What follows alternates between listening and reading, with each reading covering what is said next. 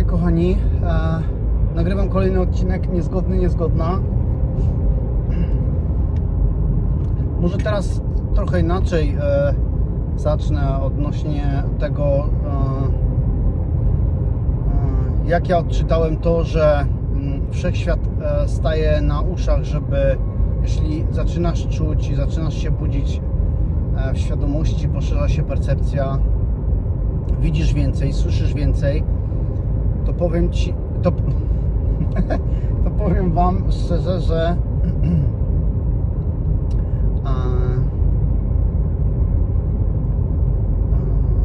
można to zobaczyć, że inni dalej robią to, co robią, po prostu tak jak zostawiasz ich, wychodzisz z pewnych relacji, z pewnych znajomości, które nie są zrozumiałe dla Ciebie. Na początku są niezrozumiałe, bo ego walczy i lubi ten stan, który jest cały czas powtarzany. Te mechanizmy, które takie usypiają Cię, bo wstajesz rano, idziesz do pracy, potem patrzysz, żeby jak najtaniej coś kupić, bo szkoda wydawać pieniędzy, ale można w weekend sobie kupić dobry alkohol, iść na imprezę i przepuścić trochę pieniędzy, albo wydać na ratę za dom, i wszyscy inni pokazują Ci, ale spłacasz swoje, weźmiesz kredyt i spłacasz swoje. Tutaj to płacisz komuś i nic z tego nie masz. Ale ja zupełnie co innego widzę. Jak ja płacę komuś za wynajem, to ja nie mam kotwicy. Ja dzisiaj wynajmuję w Norwegii, jutro mogę wynajmować w Tajlandii, albo w Egipcie, albo gdziekolwiek.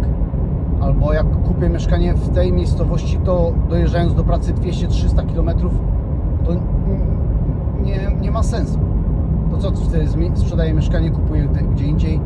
Te ruchy, ważą, kosztują i wszyscy na tym zarabiają, aby nie ten, który zaczyna czuć, który walczy w tym, że chce tu i ta kotwica jest naprawdę czymś, ten fundament taki, który jest wybudowany, te gniazdko takie, chcę mieć jedno miejsce na ziemi, no to jak chcesz mieć jedno miejsce na ziemi i domek z fundamentem na podwórku, samochód, no to przygotuj się, że 40 lat stryknie Ci w automacie, gdzie bardzo łatwo umysł zasypia i ja nie mówię, że też ludzie nie są świadomi i nie żyją świadomie, pracując, tak? Pracują w pracy i cieszą się życiem takim, jakie mają, tak? Niczego nie szukają, nie mają tam większych, może dużych ambicji, albo mają duże ambicje, ale nie potrzebują tam pokazywać tego na zewnątrz, tak? Żyją w sobie i to jest magiczne. Dlatego to co wrzucam tutaj na YouTube, to jest tylko takim moim czytaniem tej rzeczywistości. To jest subiektywne, to nie jest obiektywne, jak rzeczywistość naprawdę wygląda. Ale powiem Wam, że jak słyszę, jak inni mówią, że jest ciężko, albo że życie ich za przysłowiowym bzyka, bo tutaj zrobili źle, bo tu wszyscy dostają, a oni nie. I nie widzą tej powtarzalności, że mówią to i cokolwiek nie robią, to im się to przydarza. Przydarzają się im takie rzeczy. Mi też się kiedyś przydarzało, jak żyłem w ignorancji, w biegu, w mocnym ego, w mocnym umyśle, mocno w umyśle. To też mi się przydarzało. Myślałem, że świat jest taki. A teraz świat mi sprzyja. Wszystko mi się układa pomalutku. Cieszę się, że działam w tym, co robię. Lubię to robić, Wszystko jest takie delikatne. Nie spieszę się z niczym. To jest naprawdę wolność, tak jak Sri Maharaja powiedział, że jeśli zrozumiesz, że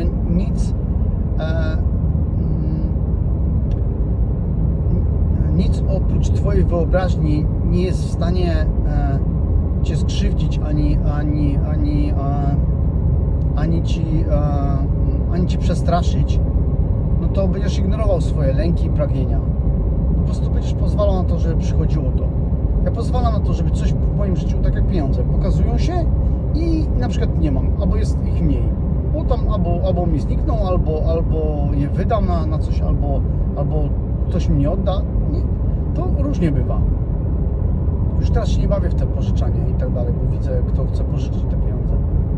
Ludzie, którzy żyją w brakach, którzy nie potrafią zarządzać tymi pieniędzmi, którzy myślą, że konsumpcja i wynagradzanie się sobie codzienne, te udobruchowywanie ego jest czymś normalnym, ale właśnie u mnie ego wie, że nie może sobie pozwolić na dużo.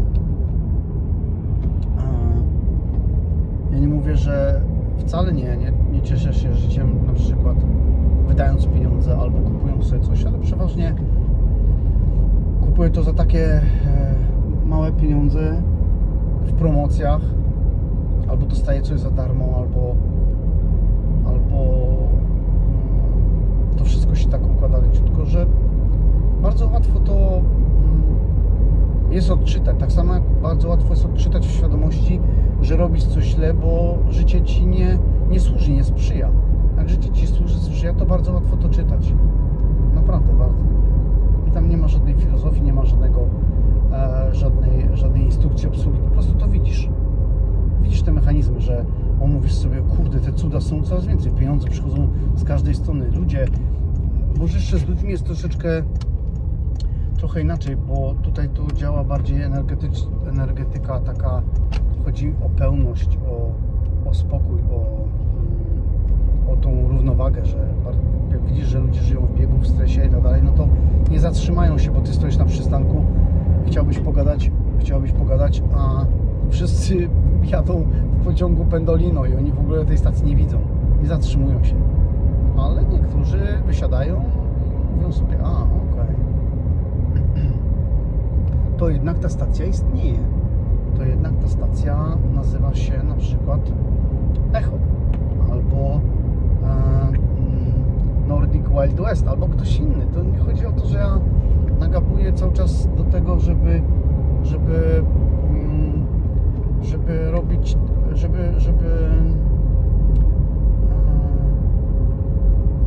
żeby być może nie częścią Nordic Wild West, tylko żeby pozwolić sobie takie... Ja patrzę na Nordic Wild West, wiecie, tam gdzie natura spotyka serce, jak mówiłem w którymś odcinku, jako ognisko w lesie, gdzie rozpalam tam ognisko jako echo, bez jakichś tam schematów, że kurde, że to ma wszystko wypalić, czy ma nie wypalić. Rozpalam ognisko po prostu i kto chce, to przychodzi, usiądzie sobie, ogrzeje się i pójdzie dalej. I tyle. Jedni zostaną, drudzy będą chcieli utrzymywać kontakty, bo zobaczą, że nie Nordic Wild West, tylko ludzie, którzy tam będą albo będą zostawać, albo będą na przykład powiem wam,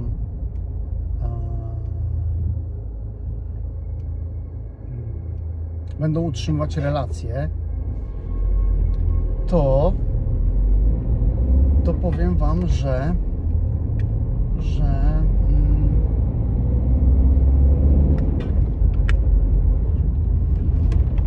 o to w tym wszystkim chodzi, żeby znaleźć tam prawdę o sobie, nie prawdę od Nordic Wild West, ani od Echo. Prawdę o sobie, to czyli w tej życiu bez bodźców, po takim 2-3-dniowym byciu ze sobą, wracasz do domu i widzisz, że inni z domu, z rodziny, z bliskich, znajomych nie chcą i nie mogą tego zostawić. To nawet nie jest, że oni nie chcą. Oni nie mogą tego zostawić. To jest uzależnienie. Mówimy, że narkotyki, czy alkohol, czy papierosy są uzależnieniem, ale ja widzę w tym materialnym świecie uzależnienie od wszystkiego.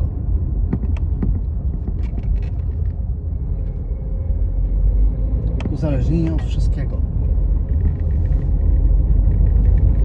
Nawet uzależnienie od weekendów teraz jest modne chyba. Wam, że taką zdrową, spokojną obserwacją widać dopiero, gdzie kto jest. I tu nie chodzi, ja cały czas podkreślam nie chodzi o ocenianie, tylko tu chodzi o takie zdrowe patrzenie na ten świat. Ale ja mówię, kurde, co to znaczy wyjście z Matrixa? I uwierzcie mi, że dla mnie wyjście z Matrixa to jest właśnie te przebudzenie i wtedy widzisz, że masz wybór. Nie musisz reagować, nie musisz iść za stadem. Ktoś tam mówi, ja tam idę i po prostu serce Ci podpowiada, ciało. Jak już jesteś w obecności takiej głębszej, to ciało Ci podpowiada, intuicja Ci podpowiada, serce mówi nie, bije szybciej albo coś, nie idziesz tam. Chcesz coś zrobić złego albo coś ktoś inny pokazuje, ukradnij to albo weź oszukaj kogoś albo coś i z automatu to czujesz i już odpuszczasz. Inni idą, a Ty. Wtedy masz wybór, albo idziesz w ten automat, w mechanizmy i idziesz tam a ego się cieszy, mówi, super, fajnie, jesteś dalej w więzieniu. A jak wychodzisz, to ego jest niezadowolone, ale prawdziwa Ty, prawdziwa Ty staje się jedną kroplą, jednym oddechem wolniejsza. Ale nie wolniejsza, czyli że wolniej idziesz, czy wolniej myślisz, tylko wolna od mechanizmów na chwilę, na ten. Potem znowu wchodzisz w to i zapominasz o tym i znowu mówisz, kurde, to oni to zrobili, to ten mi to zrobił, albo życie mi się nie układa. Jak ja słyszę, jak interpunkcje ludzie mówią, że nie mamy pieniędzy, albo ja im czasami mówię, słuchajcie, wiecie co, w Echo Słowniku nie ma takich słów. Jest na przykład płacę sobie, albo życie daje mi w obfitości tyle, na tyle, ile potrzebuję na daną chwilę, albo obfitość płynie, albo jestem stanem obfitości. Czuję ten stan obfitości. I ego na początku mówiło mi, no to pokaż mi te pieniądze, gdzie są te pieniądze? Ale ja nie chcę dowodów od niego tutaj, w tym świecie. Ja w innym świecie kreuję, w innym świecie czuję, z innego świata przynoszę zapach obfitości do tego świata. I to jest zabawne, bo tam trzeba się nauczyć, w tamtej rzeczywistości, w tamtym świecie trzeba się nauczyć przesiąkiwać tym zapachem boskości, miłości do siebie, do innych istot, bez względu na to, co oni robią, jak robią, czy nie postępują dobrze, źle, whatever. To nie ma znaczenia. Uwierzcie mi. Znaczenie ma to, jak reagujemy. Jak reagujemy na listy, na informacje, na jakieś mandaty i tak dalej. Tak jak Wam mówiłem chyba w tamtym odcinku, gdy przyjeżdżasz przez fotoradar i potem to pielęgnujesz w umyśle, że o kurde, chyba miałem, a jeszcze umysł Ci to podsyca i mówi, no kurde, miałeś, zagapiłeś się tam, kurde, i trzymasz tutaj, dostajesz ten list, no to nie miej do siebie pretensji, bo umysł zaaranżował, kurde, dla Ciebie scenariusz życia, Ty podsyciłaś to, wrzuciłaś tam mnóstwo energii, czyli emocji, czy wrzuciłeś, a potem dostałeś wynagrodzenie w postaci druku. I jak zrozumiesz to i przyjdzie taki druk, bo powiesz, no dobra, to teraz to przyszło, okej, czuję na przykład napięcie albo lęk związany z tym, bo przyszedł list, no to uśmiechnąć się, zaakceptować, ale szczęście, a tam na przykład może przyjść informacja, że przepraszamy, ale zrobiliśmy na przykład zdjęcie i tak dalej, ale może też przyjść mandat i może przyjść mandat i wtedy jak do tego mandatu się uśmiechniesz, jak powiesz, o kurde, jakie szczęście, że pieniądze do mnie przyszły, to wtedy system matrixowy pęka i wtedy Ty stajesz się bardziej prawdziwy, bo nie myślisz logicznie, cały czas to podkreślam, logicznie i nie ma oceny. Dwa takie słowa, które rzucam tutaj, tylko po to, żeby się Wam to utrwaliło. Nie ma ani oceny, ani logiki. Dopiero gdy nielogicznie się myśli, to wtedy pięknie wychodzi. To jest piękne.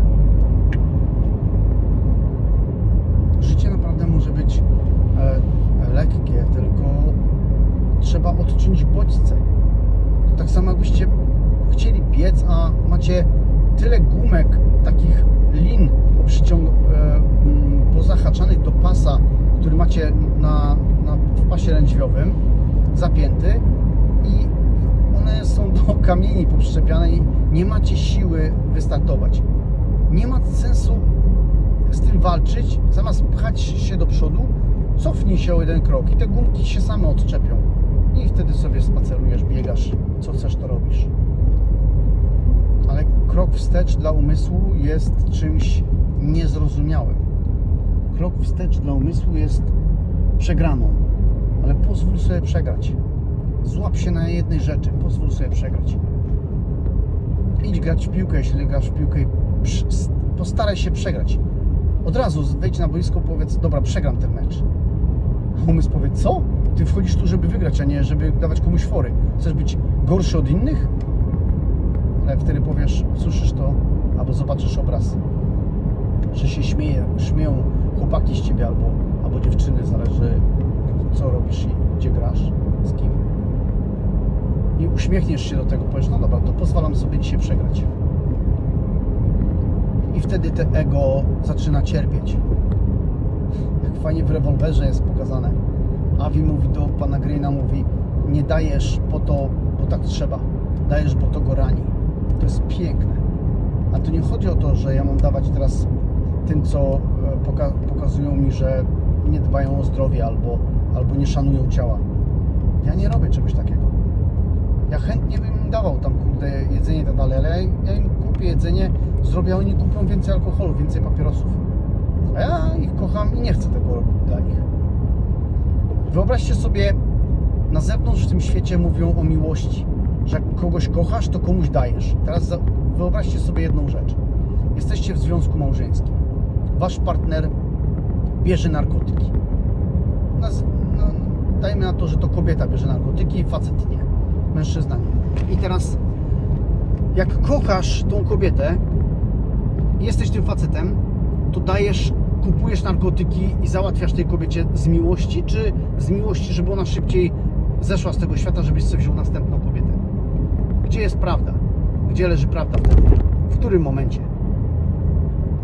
Ego ci podpowiada, kup dla niej, kup, bo ona jest na głodzie, zobacz, kurde, albo jeszcze jak je kupisz, to zobaczysz, jaki będzie seks w tym.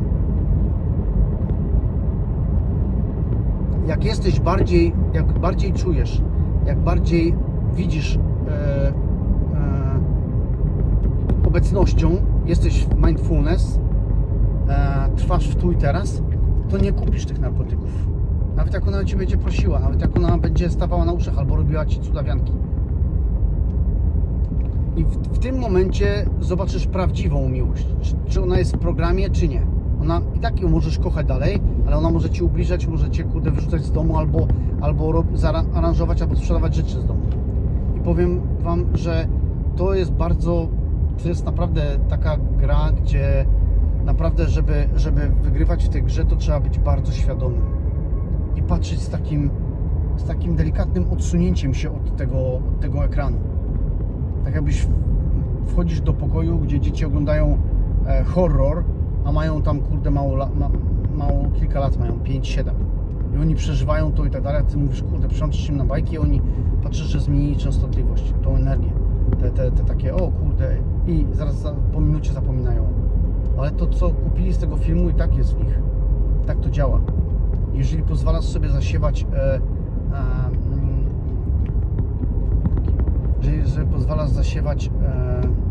przez kogoś innego winę albo lęk, strach, że odejdę, albo szantaż i tak dalej, to się nigdy nie skończy, uwierz mi. Tam nie ma, to jest never ending story. To myślisz, że to się skończy, a to możesz się tyle razy sparzyć, ile tego potrzebujesz i to pęknie, bo w końcu ta dusza cię zepchnie z tego, ten ogień spali to i pokaże, że to nie tędy droga, kochany, że to nie ten świat, nie twoje kredki, jak już coraz bardziej czujesz. I to jest magiczne. Dlatego powiem Wam, że te tematy ja bym mógł rozciągać w nieskończoność. One się nigdy nie kończą. Opisywanie tych gier, ale im więcej tych schematów, mechanizmów opiszę, może coś Was dotknie, może zrozumiecie coś, może przy odkurzaniu. I powiem Wam jeszcze, kiedy atakował mnie umysł. Zauważyłem, jak byłem w pracy, jak pracowałem jeszcze, jak byłem w pracy, to zauważyłem, jak umysł działa. Gdy byłem tak mocno skupiony na pracy, to tak jakby nie dawał, jakby taka natrętna mucha, czy osa, którą mam tam gdzieś miód, bo zahaczyłem sobie włosami, kurde, jadłem kanapkę z miodem i ubrudziłem sobie palec, znaczy może dotknąłem palcem, a nie ubrudziłem, bo miodem nie można się ubrudzić. Dotknąłem palcem i przejechałem po włosach i ta osa lata koło mnie, a ja tam na przykład, nie wiem, piszę jakieś tam książki albo skupiam się na jakiejś ważnej pracy, a ona mi lata i ją odganiam. I w pewnym momencie mówię, kurde, inni zatrzymują się na papierosa, inni, kurde, robią sobie przerwy, idą do toalety. Jak ja cały czas tak pracowałem w takim amoku, zacząłem się zatrzymywać. Mówię, to zrobię sobie I w tym ataku tego umysłu, co on nam mi podsuwał, różne obrazy, różne schematy mi ugrywał, różne myśli mi podrzucał, różne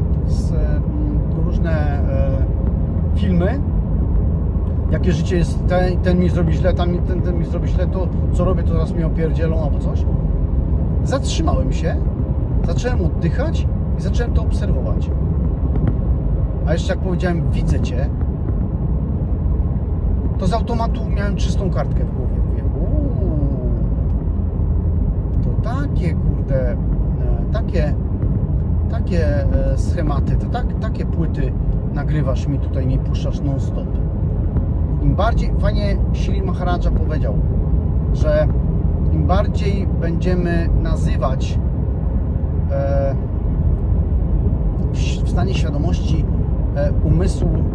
umysł, to co wypuszcza, tak jakbyśmy mieli taką zamek i fosę i jeżeli na przykład jakimś tam buntownik wskakuje Ci przez fosę, Ty go widzisz, to on widzi i dobra, się cofa. Czyli jak zadawałem pytania, u kogo pojawiła się ta myśl, to była pauza, wszystko zniknęło, cisza i byłem w takiej obserwacji, jak kotek, który czeka przy myszce, dziurce i czeka, aż ona wyjdzie.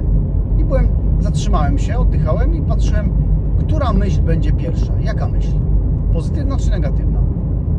Jak pozwalam umysłowi grać rolę, to on cały czas mi podsuwa konflikt, przeszłość, martwienie się o przyszłość. Cały czas wraca. Te nagrania są jak starta płyta, kurde. Nudne. Ja mówię, jak tobie cymbale się nie znudzi robić tak ludzi w tym, ale właśnie to jest ta nieświadomość. Tak właśnie powiedział Buddha pod drzewem Bodhi. Mówi, obudziłem się. Dlatego Mara go mamił i powiedział, że mu da wszystkie skarby, a on powiedział, że ludzie tysiące mil na zachodzie zrozumieją. On mówi, żeby ludzie żyli w iluzji. To było nieziemskie. Ja mogę w tej chwili, z tego momentu zejść z tego świata, z tej formy, ale ja już nie wierzę, że umrę. Ja nie umrę. Ja nigdy to, co jest we mnie prawdziwe, w tym awatarze, w tym echo Jarku, nigdy się nie urodziło, nigdy nie umrze. Ja jestem samym życiem. I to jest, kurde, najfajniejsze. Najfajniejsze to co zrozumiałem. Ja nie boję się śmierci. Kiedy jest dobry dzień na śmierć? Tu i teraz. Ona nigdy nie przyjdzie wczoraj, ani nigdy nie przyjdzie jutro. Ona przyjdzie tylko dzisiaj, w tym dniu. Teraz przyjdzie. Jak podnosisz stan świadomości, jak percepcja jest bardzo, bardzo, bardzo daleka, ale fajnie ludzie na zamarzniętym jeziorze się ślizgają na łyżwach, ale to fajnie wygląda. Wow. Ja w takich norweskich na święta pozytywkach, że grają, tam dzieci się ślizgają, a dorośli się ślizgają na łyżwach. Wow, super widok. Jest -1, a oni się ślizgają. No ale może było dużo więcej i zamarzł fest. Dlatego powiem Wam, że jak będziecie poznawać prawdziwych siebie, a prawdziwi wy nie jesteście umysłem, nie jesteście narracją, nie jesteście synem, matką, żoną, ojcem, whatever. Możecie być, jeżeli chcecie, to możecie grać te role, na przykład ojca i tak dalej. Jeden ojciec, no, tak jak mówiłem w tamtym filmie, w 5. chyba części, to jest 6. już teraz. Jak mówiłem w 5. części, której jeszcze nie ustawiłem, bo wracam teraz z fajnej trasy i mówię, nagram wam, po drodze lubię nagrywać, no to powiem wam, że jak wraca ojciec do domu zmęczony i widzi, jak ta żona wydaje te pieniądze, te dzieci ciągle chcą i tak dalej. Wyobraźcie sobie, co taki facet czuje, jak już tak jest tak przemęczony, że sobie zadaje pytanie, po co ja kurde robię? Ja przynoszę te pieniądze i tam jest dziura bez dna, ciągle mało i ciągle potrzeby i kłótnia jest o pieniądze. Jest się mocno w ego albo w ignorancji, to jest kłótnia o pieniądze. Ego jak widzi w dualizmie, jak widzisz, że ktoś na zewnątrz to ktoś inny, a ja widzę innych, ale to są moi bracia i siostry. Nie ma nikogo innego. Ale ja pozwalam sobie myśleć i robić po swojemu i im po swojemu. Czyli pozwalam sobie być sobą, a im być nimi. Ale akceptuję ich, że oni to ja. Nieważne, że robią źle. Nieważne, że moi bracia w Rosji, w Ukrainie się zabijają. Nieważne. Że ja się zabijam tam w tej roli.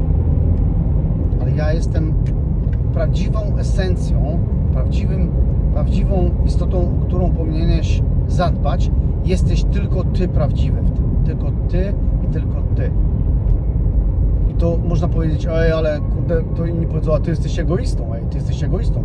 Jak dajesz, sypiesz każdemu, pożyczasz i wbrew sobie zabierasz swoje piękny czas ze sobą, piękne relacje ze sobą, gdzie odbudowywujesz jako dziecko, że matka natura pokazuje ci 4 pory roku, ci pokazują jak żyć, to powiedzą ci, no ty jesteś w ego, no ty samolubem jesteś. Ale jak nie masz miłości w sobie, bo patrzysz jako ego w dualizmie, to wtedy to jest ego, wtedy to jest samolubstwo. Bo jesteś w braku i szukasz, żeby ktoś inny ci dał miłość. Szukasz związku, jak kończy ci się związek jeden, to lecisz albo załatwiasz sobie związek już inny, bo już wiesz, że ten się rozwali. I przeskakujesz, tam nie zamkniesz kontraktów, nie zamkniesz relacji, albo kłócisz się, wyzywasz. Miałem kiedyś takiego kolegę, co mówi, no ja poznałem kobietę, brał nawet kredyty na to, żeby zaimponować jej i kupił jej za 15-20 tysięcy złotych kobiecie, nakupywał czego? Nie biżuterii, tylko może biżuterii też, ale bardziej tam były ciuchy, bielizna seksowna. O kurde, takie pieniądze. Tak, nie wiem co za dziewczyna była i jak go robiła i tak dalej, co on tam robił, ale wierzcie mi, że jak się dowiedziałem o tym, to normalnie nie wiedziałem jak w ogóle jak zareagować na takie coś, jak odpowiedzieć. Po prostu z niedowierzeniem słuchałem tego. Ja słuchałem tego i nie wierzyłem, że mógł takie coś zrobić. On przyjechał za granicę zarabiać pieniądze. Myślał, że to wszystko spłaci albo nie spłaci. To nie wiem co myślał. No ale tak myślał, że tak miłość wygląda, że będzie na niego czekała albo będzie go kochać. Nie wiem jak to się skończyło. W kłębkach nerwów żył i powiem wam, że dla mnie to było coś niezrozumiałego. Wiecie co, przyjechałem na parking do sklepu. Chyba skończymy ten odcinek w takim